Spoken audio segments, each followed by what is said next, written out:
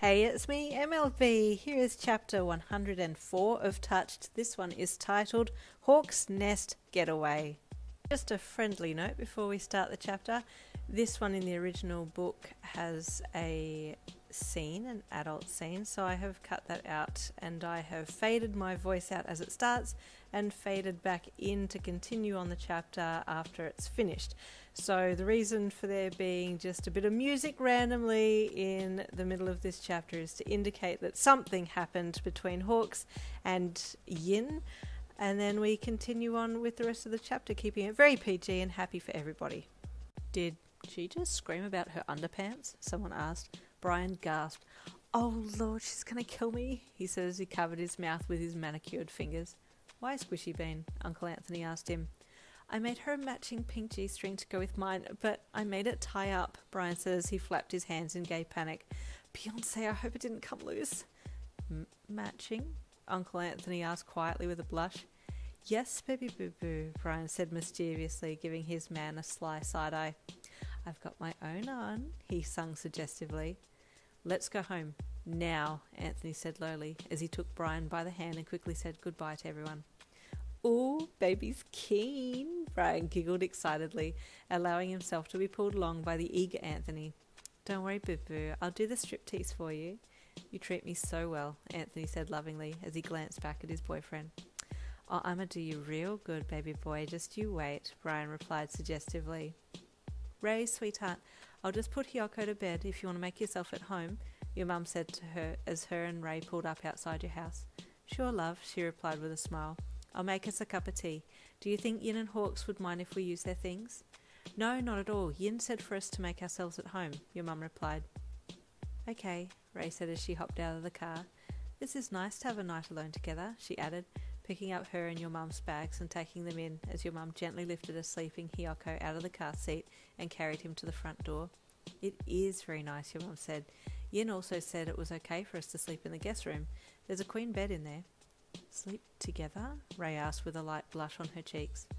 Only if you're okay with it, your mum whispered bashfully as she stepped back for Ray to unlock and open the front door. Oh, of course, I'd love to snuggle together, Ray said quietly. I haven't had anyone in my bed since... Shh, your mum hushed lovingly. Don't think about it, I'm here, okay? We'll cuddle up together. Your mum carried Hiyoko in and walked towards his room.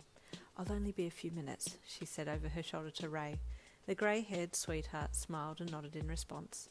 Ray placed the bags down and walked to the kitchen, flicking the small overhead light on as she busied herself making cups of tea for her and your mum. Your mum appeared a few minutes later with a soft smile on her face. Yoko was so out of it he didn't even wake when I changed him into his pyjamas, she said with a soft giggle. He's the most gorgeous grandchild, she added lovingly. I can't wait for Fuyumi or Natsuo to have kids of their own. Shoto's still a little young, Ray said with a smile as she handed the cup of tea to your mum and they walked over to the lounge to sit down. Natsuo has a girlfriend, doesn't he? Your mum asked. Ray nodded. I hope they have children soon. I adore kids, she said with a soft smile. And I adore you, your mum said bashfully as she placed her cup of tea down on the coffee table and scooted closer to Ray, wrapping her arms around her girlfriend and pulling her in for a hug. Ray placed her cup down and returned the hug, kissing your mum on the neck. Your mum did the same to her, then pulled back, allowing their lips to touch gently, kissing tenderly as they snuggled on the couch. Well, we're here, Hawk said proudly as he placed you down on the ground once he had alighted. Where is this place, you asked as you looked at the odd-shaped building that was on the side of a mountain. It's called Hawk's Nest Romantic Escapes, Hawk said with a laugh. Appropriate name for us, huh? Seriously? You chuckled. You really chose this place for the name? Well, it was this or Narana Amba Getaways, Hawk said. What was special about that one, you asked curiously. Well, the place is Nug for short, Hawks replied with a stupid big grin on his face. You're an idiot, you chuckled. And you love me for it, Hawks replied with a wink. Let's go. As you started walking, you forgot all about the G-string and it slipped off your body completely, falling to the ground. Ah, no, you suddenly wailed as you spun around and saw the crumpled pink material on the ground. Oh, how embarrassing. What's that? Hawks asked as you picked it up off the ground. This is the underpants that Brian made for me, you said as you tried to hide it in your hand. It's small. Wait, is it a G-string? Hawks gasped. Wow, hold up, let me see that.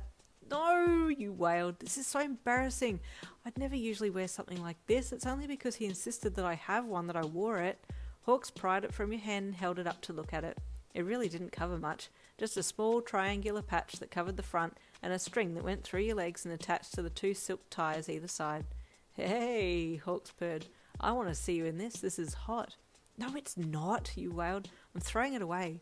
After you've worn it for me, Hawks said deviously as he tucked it into his hip pocket. I want to see those bare cheeks.